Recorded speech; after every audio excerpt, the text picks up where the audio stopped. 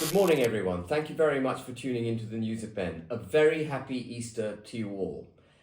Now, since it is Easter, which is more of a family event, and I have the privilege of having my mum staying this weekend, I thought instead of me doing a broadcast on my own, it would be more fun perhaps to have my mum on the show and hear a bit about her life, which has been a really very rich and full life. Typically, I don't bring family into politics. I've been quite studious, as some of you might be aware, in separating my personal life from my political life, particularly my children, who I will continue to protect. They're obviously much younger than my mum is. And but I thought it would be quite fun to have mum on the show. And she knows a thing or two about politics, philosophy, and the way the United Kingdom, amongst other places, has ended up where it is. And so I thought it'd just be fun to have mum on the show. Mum's name, by the way, is Jennifer Habib. She does have a name. She's not just mum. And so thank you, mum, for agreeing to come on and talk a bit about yourself personally. And since it's Easter, why don't we kick off with what you think Easter means? Well, Easter, for me, is the days when you remember the sacrifice Jesus made and how much he did everything to make everybody believe in love, because love and forgiveness are the basis of a happy life, and without them, there's not much life. Okay, that's interesting. So Easter for you is basically, I mean, would you say that's in common with all of Christian festivals? I mean, Christmas is all about love too, and forgiveness, Yes. and family and coming together as a community and so on. Is that, would you say that is the fundamental underlying tenet of Christianity? Yes, love thy neighbour as thyself. It's not always easy to do. Sometimes you can throw things at them. But Yeah. I do try not to be angry, not to blame, and to find reasons why people have been annoying if they have. Yeah. I think that's the basis of Christianity. Okay, well that's good. Good. I have to confirm, actually, Mum's been a very tolerant mum, putting up with, you know, quite a lot of bad behaviour from me and my siblings over the years. But Normal boys. yeah. So why don't we talk a bit about you, Mum? You were born in 1934 Yes. in Isleworth. Well, actually, Osterley, to be precise. Okay. But it's next door to Isleworth. There's Yeah. a tube station, I think, in Osterley, Yes. isn't there? Yes. Yeah. Well, there probably was one in 1934 too, Yes, there wasn't was. there? Yeah. It's the Well, Piccadilly line. as far as I remember, I remember them being there. Yeah. I've been there, yes. So trot us through your life since 1934. Well, I went to a little local school during the war, and I do remember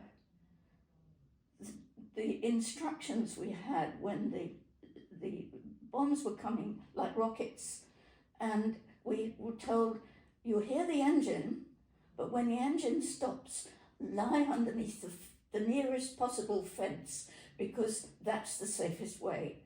We never actually did get a doodlebug in our area, but I heard them landing in other places. So it's interesting, you went straight from 1934 to the end of the war, really, because doodlebugs came in 1944. Yeah, well, I've missed out the rest of it. Yeah. We did have a bomb in front of our house when we were in the air raid shelter in the back garden, which my father had built, and I was picked up and run with the man who came to rescue us, and I was wrapped in the blanket because I'd been in a bed in the shelter, and he put me over his shoulder and ran, and my mother tried to get my granny, because my granny was 90 and she was living with us, so Mummy was kind of left behind, but my sister ran beside me, and we went to the public shelter.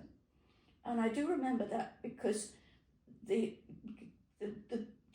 warden who'd carried me had just picked me up quickly and run. And in the morning, when the sun came up, there's me in a nightie and a blanket, no shoes, nothing else. What time of year was it? It was quite cold. I think it was in November. Right. November 44? 40? No, No, earlier than that. No, earlier than that. I think I was only 7.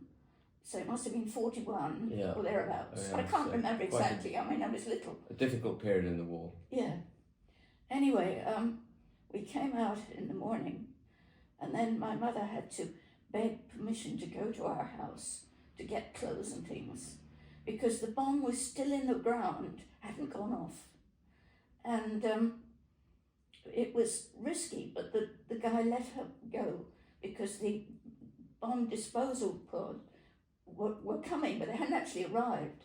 Can I just ask, why is it, without wishing to distract from your story, which is interesting, why is it that this, when I asked you to trot through your life, why is it that you focus so much on World War II? Would you say it was a kind of defining... Well, it was the first thing I really remember, quite frankly. So your earliest memories are basically of World War II? Yes, I mean, my first memory is of being absolutely furious with Hitler. Because that was your first memory? That's your first memory ever? No, I mean, small memories with little kids, but yeah. Because it was my 5th birthday, and the war had started just before, so my 5th birthday party was cancelled. And how awful is that? Yeah, and it still rankles today, doesn't it? Well, a lot of happens then. Yeah. But I do remember that memory being so cross, you know. Yeah. And presumably the anger against Hitler mounted well, of course. through the war for everyone. Yes. I mean, it was a kind of phony war, wasn't it, to start with? To begin with, we were all scared, and that was why it was cancelled, and then nothing happened for about 3 months. But then it started. I don't remember. I was a child. I didn't write it in the diary. Yeah. And then your dad was a kind of pivotally important person in your life, I think. I'm not wrong in saying that. No, you're not wrong. And he had an interesting life. Just very, very quickly, I want to come back to your life, and we need to get on. But just very quickly, tell me a bit about your father, what he did in his life, Yes. when he was born, for example. Let's start there. He was born in 1896, and his father was a vicar, so he was brought up strictly in the church, and he taught himself to play the organ, which I've always thought was lovely. He went into the war early. He signed on unofficially, you know, he volunteered. And his father was annoyed with him, apparently. I mean, he told me this. That he volunteered before conscription came in, basically? No, when he was underage. Right. And apparently my grandfather had talked to the bishop, and the bishop was going to get him a commission. But because he went to sign on, he just became an ordinary soldier, a private. And he told me after the war, you know, when I was old enough to understand, he told me actually that saved his life, because all the officers in his group, which was I think Middlesex, all of them went over first and they all got killed. Yeah. And he went over where? Which battle? I don't remember. I'm sorry, but he was in Ypres, if that. Yeah. I remember that name. Yeah, Ypres, yeah, absolutely. Yes. It was a pretty bloody battle. Awful. Yeah. Yes, awful.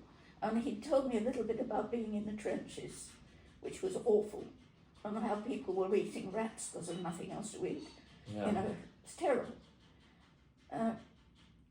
And he told me he'd still got a lump of brass in his leg because a bit of a shell went in there, and the doctor couldn't get it out because it was too close to everything. Yeah. But he miraculously survived World War One, didn't Yes, he? he And he did. pretty much fought through all of it. Yes. Well, he finished up as an acting captain, and then he was put in charge of Cologne when it was the Army of Occupation. And he told me it was absolutely wonderful because he was billeted on a woman who lived very close to the opera house. So every night he used to go to the opera. Are you sure he wasn't visiting the woman? I have no idea. That was not mentioned. That was pre-marriage, of course, wasn't Oh, it? yes, yes. Yeah. Hadn't met my mother by then. No. So, yeah, well, he was only 19, come on. He would have been older than that if he was born in 1896. He would have been 20-old, wouldn't he? Okay, yes, but I mean, very young. Yeah. Very young to be in charge of a city. Yeah. But that didn't last all that long. I mean, he came back, and because of the money they gave the soldiers when they finished with the war, he had enough money to go to Cambridge, so he did. Yeah. So that money was all spent on going to Cambridge. So he was at Catherine's College, and he was working under Professor Keynes. Oh wow, did he? I Yes. didn't know that. Yes, and he, you know, economics and politics were his thing. Yeah. I didn't know that either, actually. Don't know how I got to this age without knowing that. But he was into economics and politics, was he? Well, I gather, Yeah. certainly economics, because obviously Professor Keynes was economics. And all those books, those big thick books, were in our house. I think my mother got rid of them when we moved, but yeah. So we have to get back to your life. So, but very quickly, he went to Cambridge. He got a degree, presumably, in he got a first honours. He got a first honours, Yeah. right? And in economics. Yeah.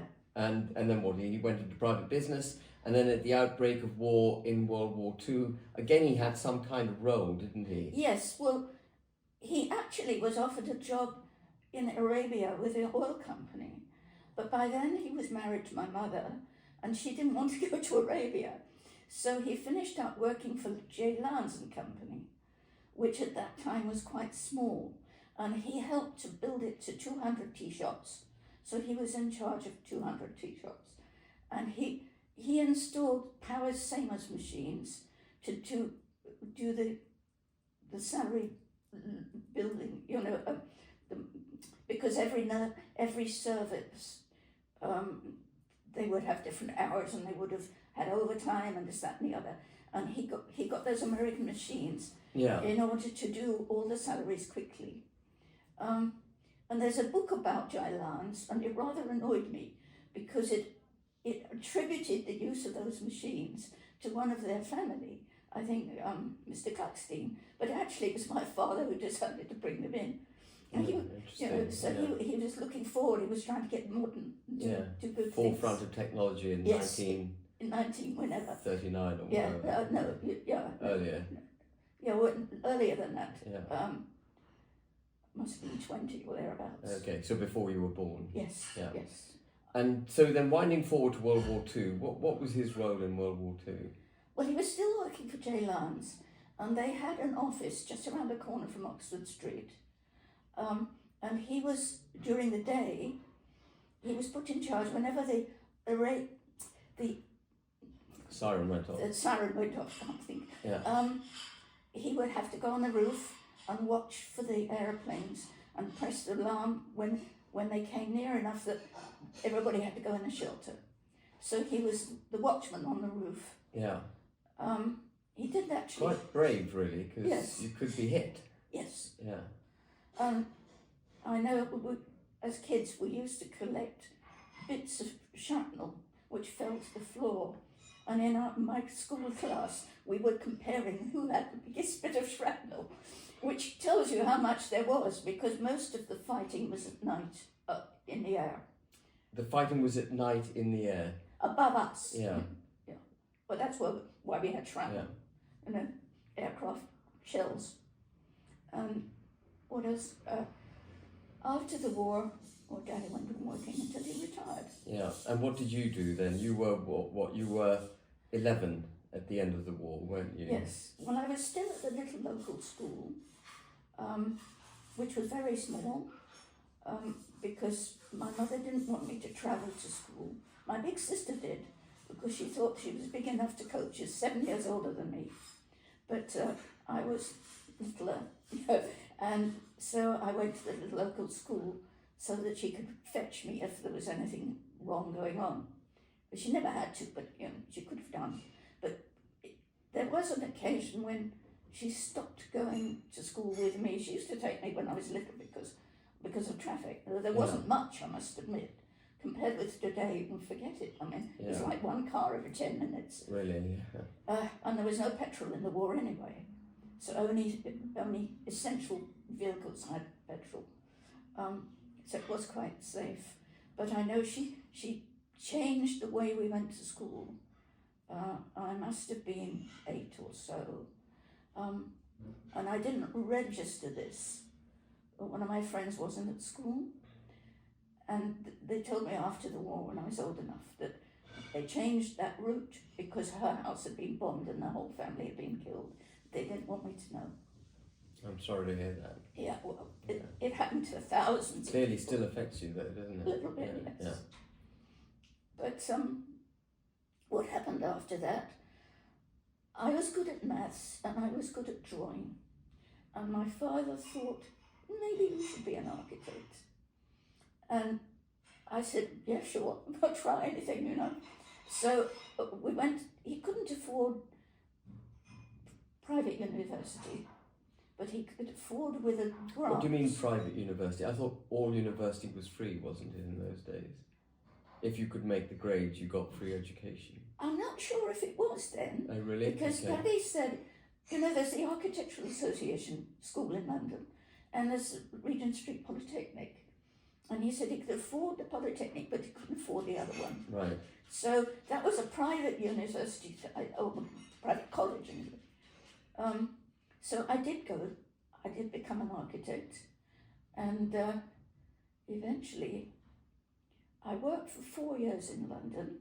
So I did some of the drawings of Imperial College in South Ken when they were rebuilding it. So there's Really, you're responsible for the monstrosity of a building that replaced what was a beautiful Victorian building. That was already decided. I had nothing to do with Really? it. It's such a disaster knocking down Yes, it was. I part agree of with what you. is now what's left is the Natural History Museum. But as I understand it, that building, what is the Natural History Museum, went all the way up Exhibition Road, didn't it? To the Quite top. frankly, I don't really know, because when I came in on this, they were already doing all these drawings, and I think it had already been pulled down. You know, they were. Yeah. And I was Extraordinary. doing detailing for the reinforced concrete and steel laboratory for engineers, which was fun. I did the drawings for that. Right. And I also did the drawings for the bit over the entrance, which is a kind of projecting block like this, which is still there like that, though they did change the entrance and make a lot more glass in it, which wasn't there in my drawings. Yeah, it's a much more modernised building Yes, now. they I think. changed it to make Yeah. it look more modern, Yeah. because obviously it was only just post-war. And so, for how many years did you practice architecture? And In England, 4 years. And then I married your father so, how did you meet my father? with another friend from the college. We were fed up and we said, let's go to a dance. And there was a dance that was, I think, London University dance. And I met him there with his friend. And he Was it King's College or was it London University? Because Dad was at King's College. He was at King's College, but this was just general thing. Right. And I met him when he was doing his PhD in chemistry. So which year are we in now? Oh, 56, 57? yeah, about that. Because I qualified in 57.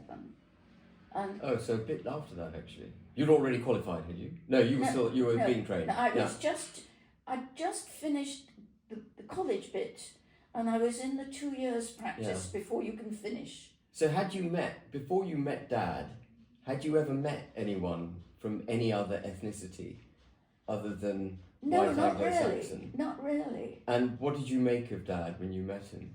Because Dad's Pakistani, just for those who don't know. Yeah. Dad's Pakistani. Well, he was very good looking in his own. Right.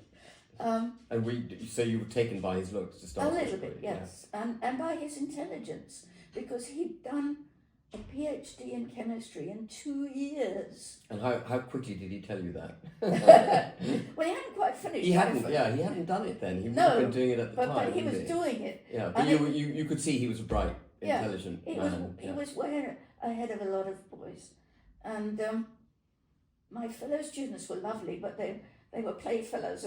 You know, they weren't really in the situation of being a boyfriend. Yeah. Um, But you harboured no prejudice against my father, I obviously. tried very hard not to, because I thought it was absolutely wrong. Every human being has a soul, therefore every human being should be respected. Yeah, quite right. And one of my year that I'd known before I met Dad was Johnny Addo, who was absolutely jet black and came from Ghana.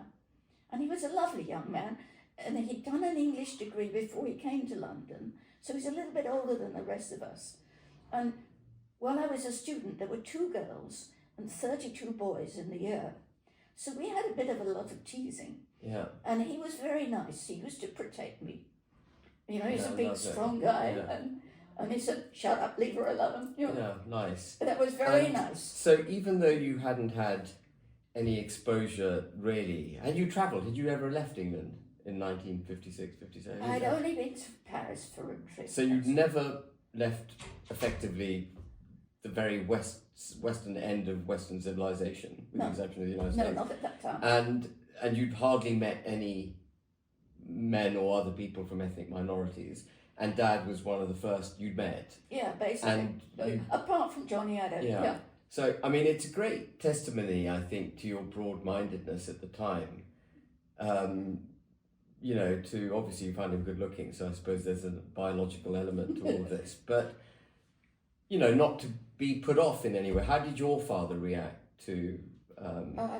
probably not so, quite surprised. he was not at all pleased. Yeah, and he must have been quite concerned, because you married Dad quite quickly, didn't you? Well, relatively so. How many years after meeting Dad? At least a year, because he met my mother before she died. And, you know, she was in hospital and unable to walk for 10 years before she died. So he did meet her, and she liked him, which was a point in his fate. That's good, Yes. Absolutely. And then you did something which I think, for me, is one of the most remarkable things that you've done, which is never having been further east than, as you say, Paris. You married Dad. You got married in a church, I think, didn't you? Yes. Near Paddington Station. Yes. I cycled past it. Every time I go to GB News, I cycle past the church in which you got married. Yeah. And, you know, because GB News's studios are up near there. And so you got married in 1961. Yes. And then you moved to Karachi, never having been further east than Paris. Yes. And I think that was the bit that your father found most problematic, didn't he? He That was you very were upset, actually. upping and leaving to go to this foreign place. Yes. And just what was your... I mean, you then lived in Pakistan for 35 years, but what was your take as a white Anglo-Saxon Christian sheltered girl, if I can describe you like that, in 1961, arriving as you did in Karachi port off a ship I think you'd been on for a couple of months? It took 2 months to get to Pakistan. I can't remember how or long it was. am I overrating I think, that? that's an exaggeration. I think it was 1 month, not 2. Yeah, okay, 1 month to go by ship. It was a cargo boat with 12 passengers. Okay, and where did you embark? Liverpool. Oh, Liverpool, other side of the country. So you went right round England. Yes. And then, I don't know why, but they did. Yeah. And anyway, so you arrived in 1961. What were your, if you were to use, you know, very briefly, how would you sum up your first impressions of Karachi in 1961? Well, firstly, the ship we were in was carrying dynamite for the coal mines in Pakistan. So it couldn't go into the harbour until they got it out. So got the dynamite out. We got the dynamite out. Yeah. So I had to climb down a ladder out of this cargo boat. So it's fine for you being on a boat with dynamite, but they couldn't bring it into harbour. No. Yeah. So and they had to get Did the you get a cheap passengers ticket because it was full of dynamite? Probably, but you know, I didn't know. I think Salim paid for the fare. So cheapskate. well, he was a student. He didn't have any money then. And his father had paid for him, and he'd heard his father was a farmer, and it was hard for him to do that. So he was very respectful of his. You know, he never wasted a penny of his father's money. Yeah. Anyway, it was interesting because I had to climb down this ladder into a little boat, which were doing this, and come into the harbour. But what were your visual impressions? It must have been such a stark difference to anything you'd ever seen before. Yes, I think I was a bit stunned actually.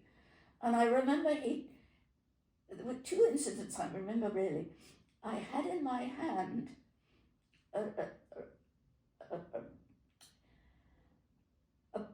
you know, the big old records. I had a little book case. 78 RPM. 78. Yeah. Because they were my favourite music. And I was carrying that off the boat. And he said, put that in the car quickly, otherwise we'll have to pay duty on it.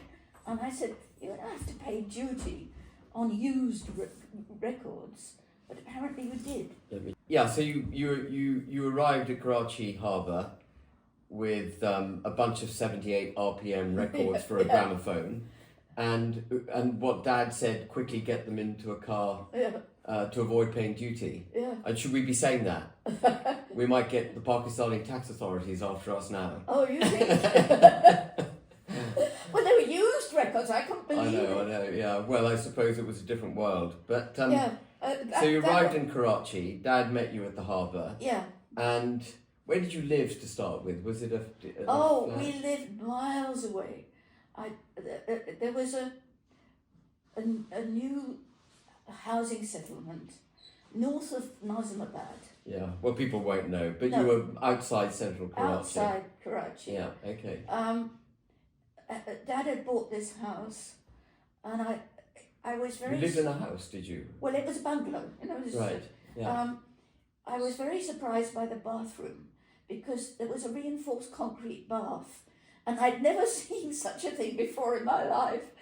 And it was a bit rough, you know, but it was that sort of mosaic stuff that they polish. Yeah. But obviously water and soap got into it and it got rougher and rougher. But he decided, we were quite quick for me to get pregnant. Right. So I landed on the 1st of November, but I think we left that house about March, because it was a very long way, far out of the town. And when I got the job working for Costains... So you started your architectural practice in Pakistan. I was very lucky because there was a United Nations LEND person who was working for Costains, and his... Costain being the English construction company. Yeah, big company. And his contract with United Nations had ended, and there was a space for an architect, and I was there. So I got that job, and I think it was a bigger job than I would have ever got in England as a young English architect. So I was very lucky, and I managed to do it. Yeah. So that's how you kicked off your practice? Yeah, well, I worked for them. Yeah, okay, you worked for them as an employee? Yes. Yeah, right. But I was the only architect, and there were 2 draftsmen that the previous guy had left behind, who were Pakistanis, and they were very good draftsmen. They were better than I was at doing the drawings. Right.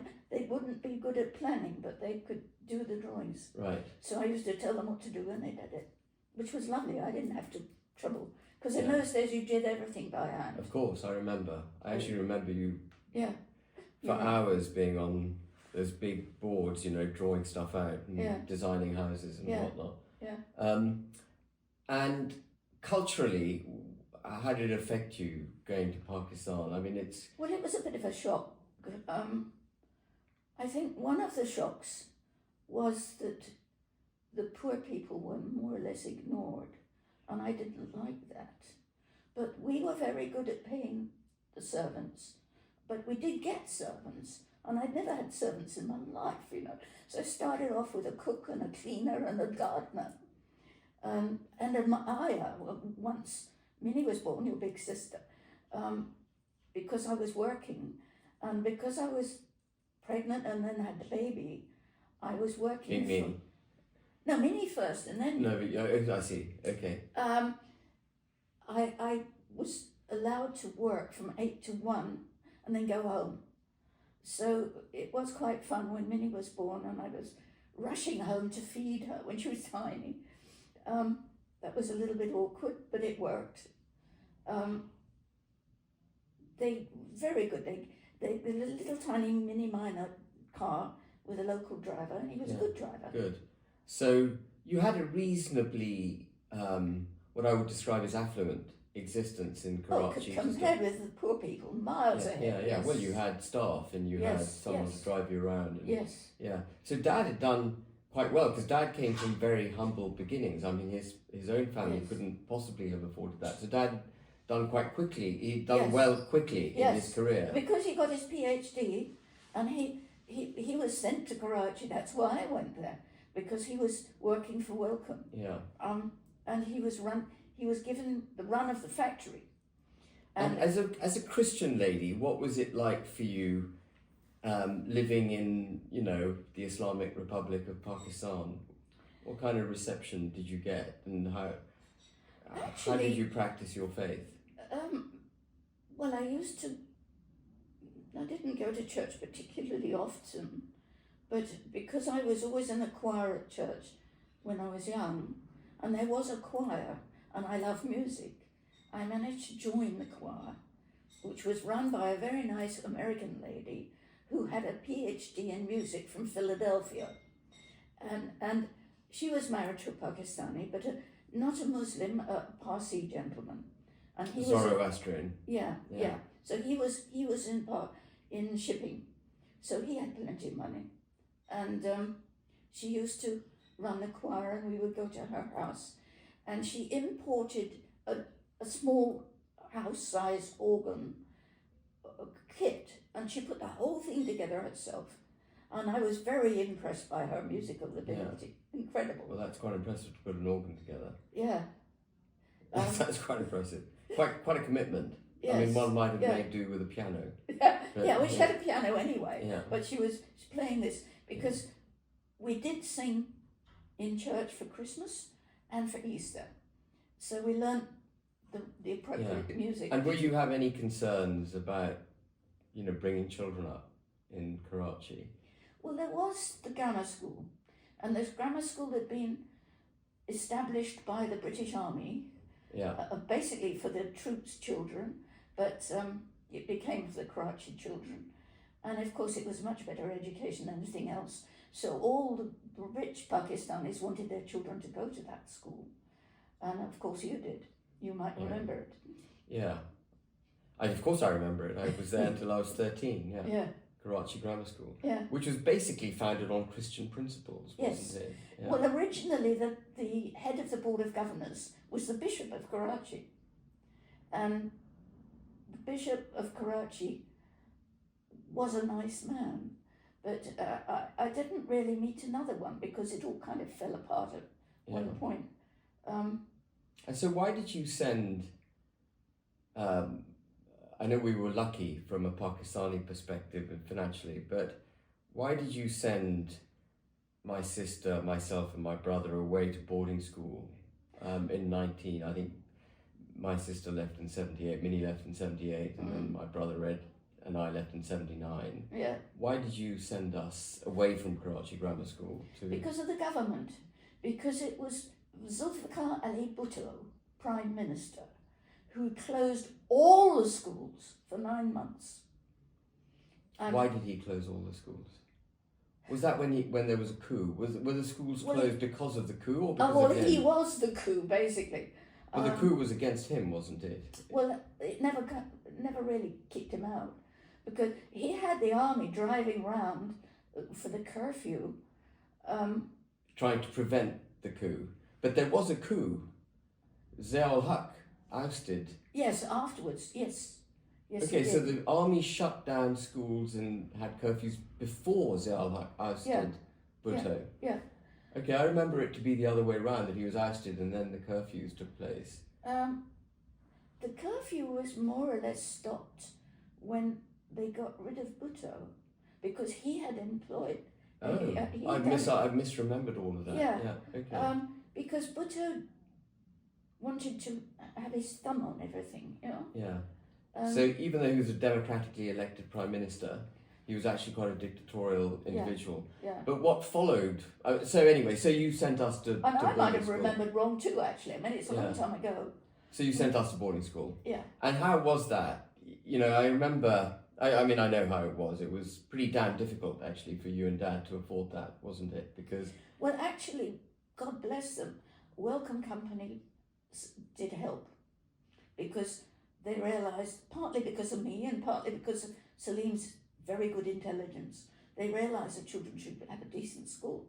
And they helped. They didn't spend it all, but they helped didn't with fund the the fees. entire education, but they funded some of it. Some of it, I yes. just have I have a memory. I think I must have been about 15, coming home and finding you in tears in the sitting room, and you'd done some kind of calculation, which forecast that as a family we would be bust if we continued to pay the public school fees. Do you remember that? No, I don't No, actually. you don't remember that. Yeah. Anyway, No. it was sort of I'm wake up. sorry. It was a wake up call for me, because I thought, well, I Yeah. better perform at school. Yeah. Anyway, so you sent us away, and then I think Karachi changed quite a lot in the 1980s, didn't it? It got wilder and wilder. While I was at school. Yes. So I hadn't yes. really, I've You never didn't really really experienced notice it, that. no. Yeah. But I noticed it very much just before I left. I think it was 93 or thereabouts. 96 you left Karachi. Yes, Yeah. but I'm talking about the Oh, couple of years when it before. deteriorated. Yeah. Yes. The first time I noticed it, I'd gone shopping down the main shopping street, the one and only, and there was a Singer sewing machine shop. Yeah. What used to be called Elphinstone Street. Elphinstone Street, yeah. Yeah. They changed it afterwards to something else. Yeah. Something wasn't, but I don't remember what it was. I wanted to buy some cotton. Sounds very small, you know, but I was going to the Singer sewing machine shop, and the traffic was stopped. So I was walking between parked cars to get the other side, and somebody came towards me, grabbed me by both breasts and squeezed like that, and then ran. In 1993. Yes. Yeah. And that shook me like anything, because nothing like that had ever happened before. And I thought, this is dreadful. And then quite soon after that, it must have been 6 months or so later, I'd gone down to the building department of international trade to Karachi, and the market where they sold wash basins and toilets and saps and all those sort of things. And I'd gone down to choose some for one of the factories, because I was building factories a lot of the time. What was it like on a building site for a white woman with a whole look? Because I mean, the building techniques in Pakistan, for those who aren't familiar with it, you know, back in those days, we didn't even have proper scaffolding. It was basically bamboo sticks cobbled together to create a structure which would allow workmen to go up and down the building. And and I mean, these workmen they didn't speak English. They were basically, were they good artisans? Did they know their trade well? Well, they did. They were mostly Sindhis on the sites, Right. from the villages around. But there was a problem there, because the villages didn't get on very well with each other. So the Costains were really quite cross. They discovered that they wanted the workers, and you know, the women used to climb the ladders onto the roof with a steel bowl full of mixed concrete on their heads. Yeah. And they would climb up like that. The women would do The women this. did it, Yeah. with their long skirts. And I could never understand. Remarkable. And So that's quite progressive, isn't it, Mum? Because Yeah. you wouldn't see women on a building site in Karachi now, would you? I don't know, because I've been there for 20 years. Yeah, but to have women out in the workforce doing... Yeah, but they were the Sindhi village women, and they needed the work like anything. And I used to be quite sad because, oh, by the way, bamboo is very strong. It's not a second-rate. No, I'm not suggesting it was second No, rate, because I lots mean, of it's buildings very, were built. very good. But it was quite backward by comparison to what you might expect on an English Well, building yes, site. you get steel poles Yeah. that are screwed together, but the bamboo is pretty good. Yeah, okay. They use it everywhere in the Far East. They actually, funny enough, as an aside, when I started doing business in Bucharest, I went to a building site to check how they built stuff in Bucharest, and they were still using bamboo in 2006. Yeah. In 2006. Yes, because it works. Yeah. And it's half the weight and half the cost. So you've got to do what you do. So you never had problems on a building site. You felt quite safe and... Yes, not from the staff, never. Yeah, okay. They were all made up, you know. They were really nice. Yeah, good. No, the trouble was only kids on the street who didn't know the hell who I was. I Yeah. suppose I had a certain sort of status being the architect in charge. Yeah. Um, So, and then sadly, you and Dad separated in 1996, and you came back to England. What was it like for you, having spent now?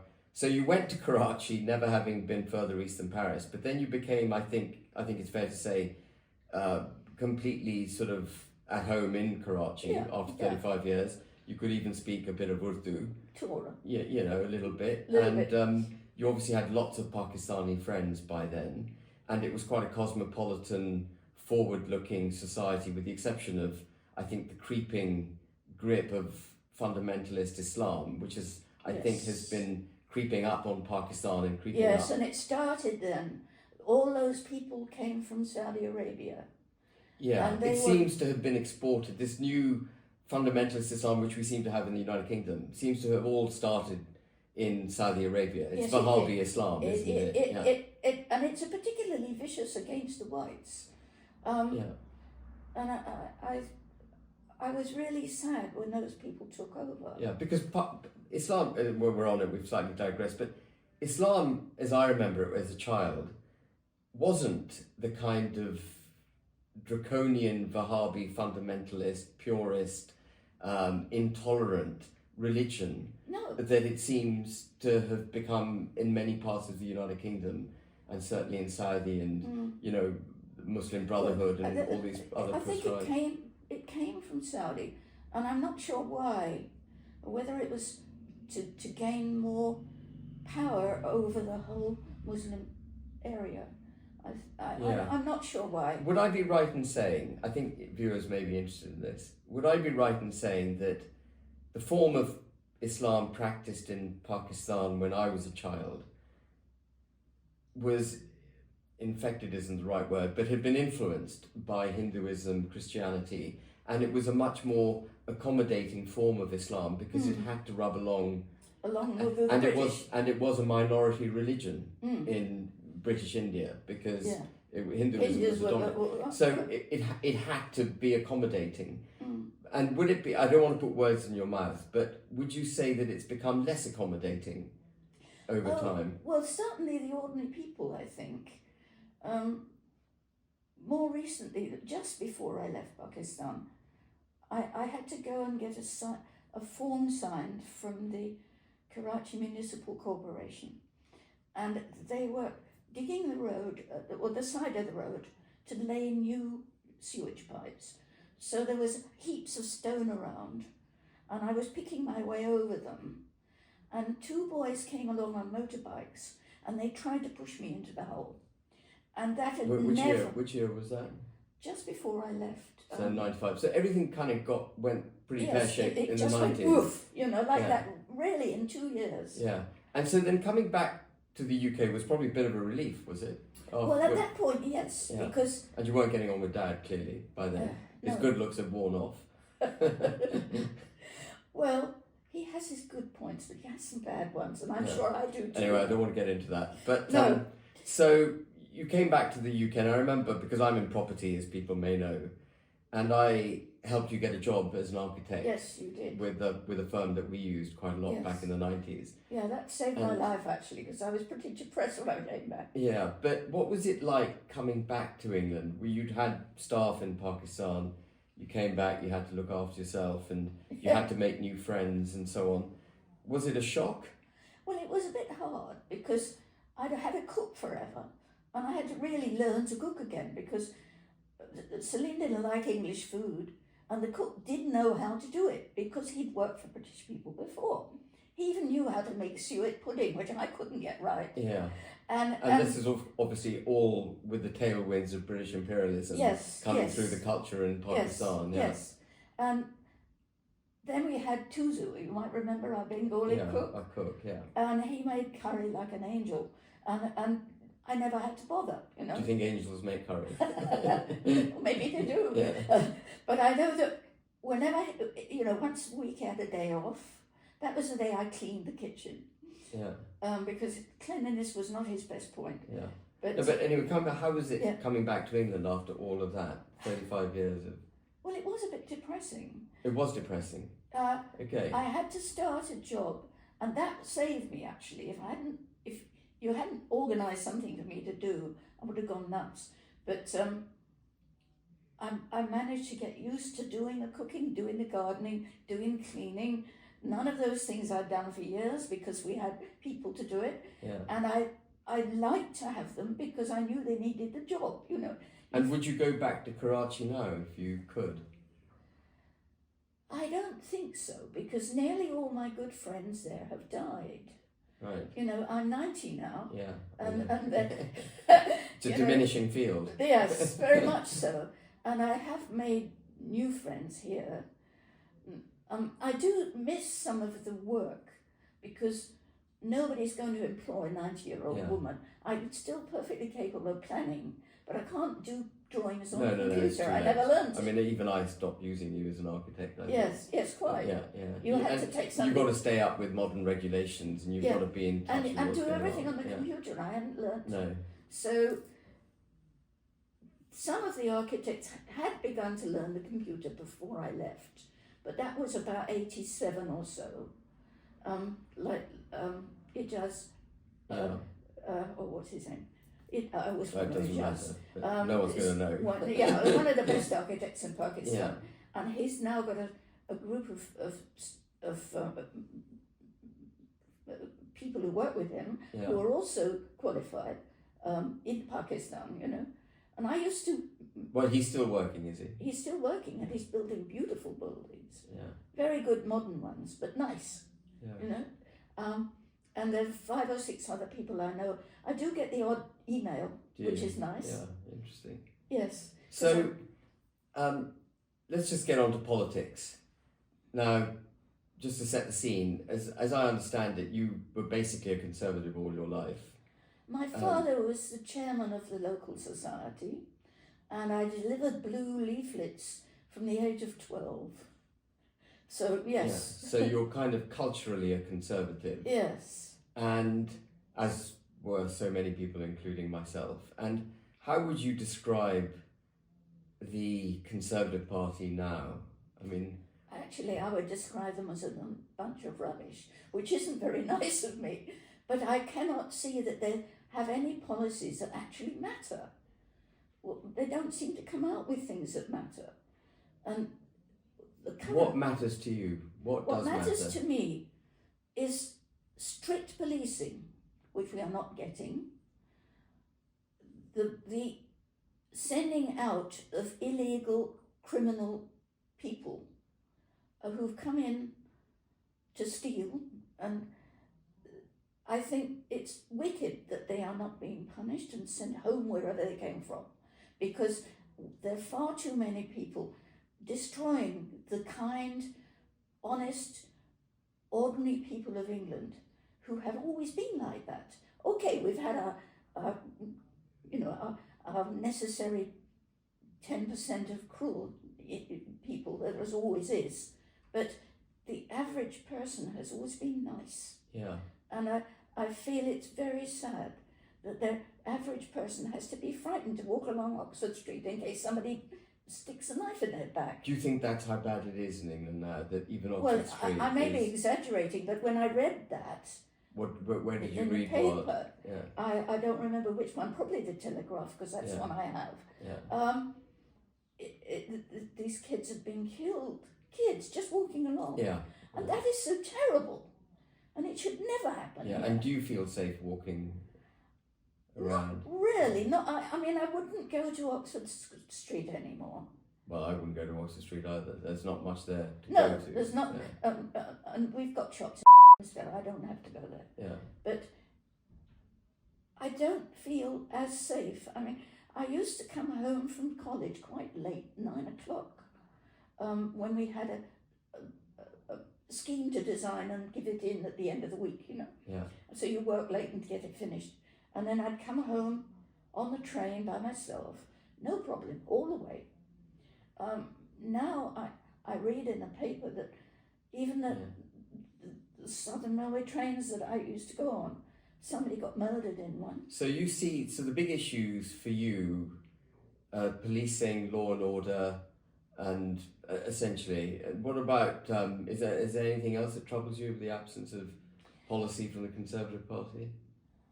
Well, I don't really know about economics enough. My father was the one who knew about them, and you do. But I do know that we've got 3 million or something people who don't do any work at all and take money from the government.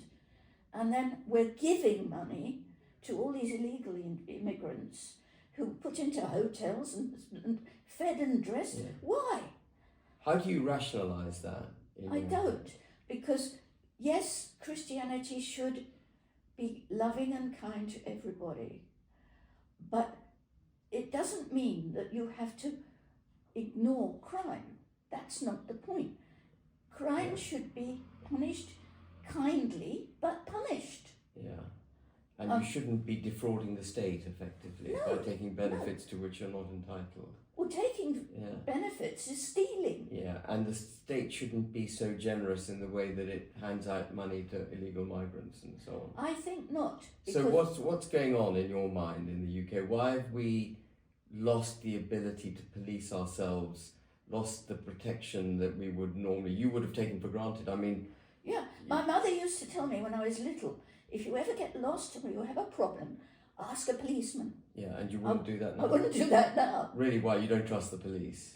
Well, when you've read in the papers, mind you, they do exaggerate a lot, and they make one crime bigger than it is in proportion with everybody. But when you hear that these policemen have been raping girls... there have been examples of it. Yes. Yeah. I don't know if it ever happened when I was young. My father might have known. Yeah. But certainly we were taught to trust the police. Yeah, and I think it was different, actually, frankly.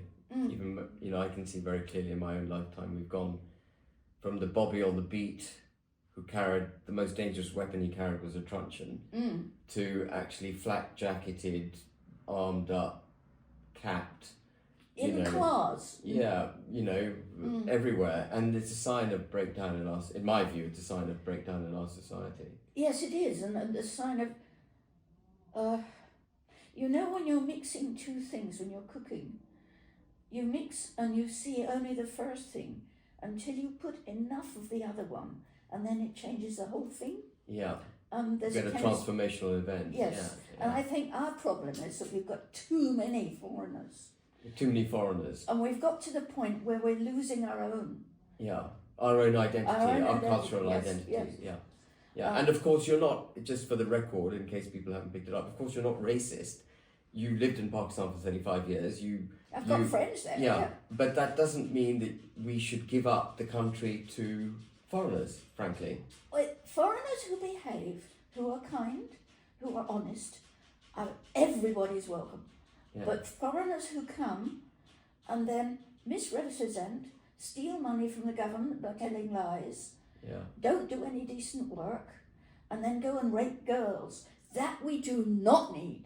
Yeah. And we have to have some discipline about it. And we've lost the balance in your mind. And the Conservative Party... What are they doing? You don't think they're capable of rescuing the position? Well, I don't see any sign of it. No. And what about my favourite, Nigel Farage? Do you think he can rescue the position? That's a good question. I don't know the answer. He's got to get a lot tougher than he is. Yeah. I mean, are you watching closely what he's up to? No, not really. No. Are you watching closely what I'm up to?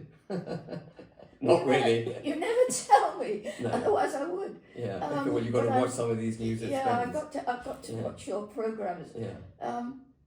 But I know that whatever you say makes sense, and whatever some of those other people say doesn't. Some of those other people being, the Labour Party. I think there's been a sensible word from the Labour Party.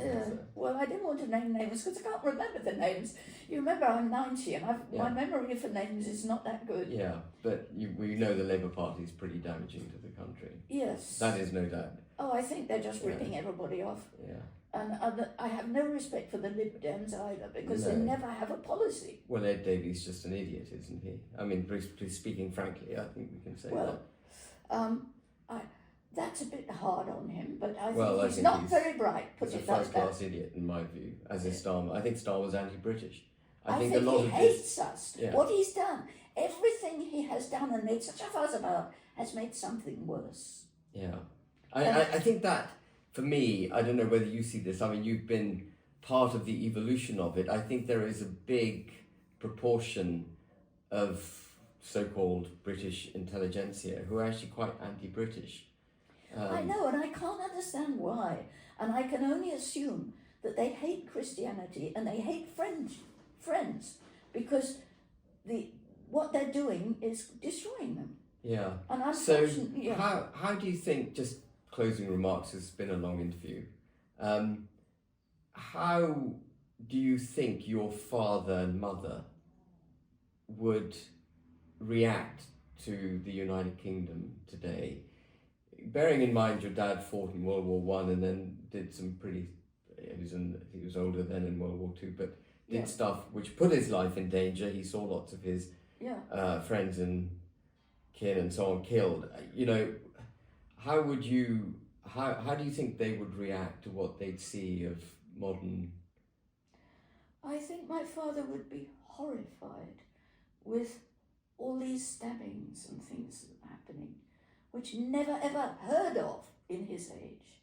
Yeah, it would never heard of. It's Never not heard. just some green, sunny uplands that we look at in our rearview mirror with No. rose-tinted glasses. No. That is the case, having lived it yourself. Yes. So do you feel that England, the United Kingdom, is deteriorating dramatically? Again, I don't want to put words in your mouth, but how do you see, you know, after you've passed, do you think we've got a secure future as a country? Or I hope, but I'm not sure. I will admit that I pray for this country every day, because I every day in the newspapers I read some of the damn things gone wrong. yeah, And education is being messed about with all this gender nonsense, which is complete nonsense. Our farmers are being messed about with all this climate change, which is another great big scam nonsense. And I think it's tragic that our children are being taught in school that this climate change is real, because it's not. And the government hasn't got the courage to get up and say it's a load of nonsense. And it's about time they did. even if it isn't nonsense.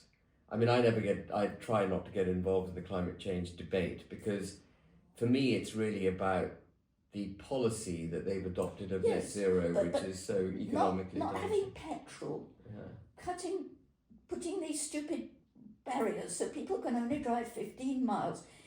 It sounds like Moscow. It doesn't sound like England. No, and that seems to me where we're heading. Yes, why are we going communist? We're heading into. I mean, it's been a very long film, but we're heading into a society where we've got to break down in society, and the only way I think that they can cope with it is by ever more draconian measures to try and silence us and control us. Well, they want to do this, and this is obvious. And democracy, I think, is threatened at the moment. I don't know whether you feel that. That's how I see it. Oh yeah. I think our democratic rights are being eroded dramatically, and as fast as they can go, and trying to make it look like kindness. Such a dirty trick. I can't quote it, but you know what I mean. Yeah, no, it's awful. It is absolutely. They wrap themselves in a cloak of false virtue and false kindness, and with that cloak, they deliver the opposite. Yes, it's exactly really like Hitler in 1936. If you study that, how he got everybody marching about in his favour. How did he do that? Very much like is the next stage of where we are now, because when you shut down speech, then you end up in a totalitarian society, don't you? And free speech. I mean, we know free speech is not allowed nowadays. Some of the stuff we said in this video may be regarded as non-crime hate incident for all I know. They might put me in jail for that. Well, I will fight to get you out. Well, at 90 years old, it'd be a bit daft. Yeah, I'm probably not going to be around long anyway. No. But, so, anyway, I think it's been quite a sort of long and revealing, I hope, interview. What's your parting Easter message, Mum, to everyone listening? Good question. Love your family, honour everybody you meet and treat them well, and anybody who's doing wrong treatment to anybody, challenge them. And have the courage to challenge them. Yes. Well, thank you, Mum, for being my guest today. Thank you. And thank you, everyone, for listening. I hope you have a very happy Easter. You heard the message. Be loving, kind, but if someone if someone is being criminal, if someone is breaking the law, then have the courage to challenge them. Seems like pretty good basic stuff. Thank you, Mum. Thank you.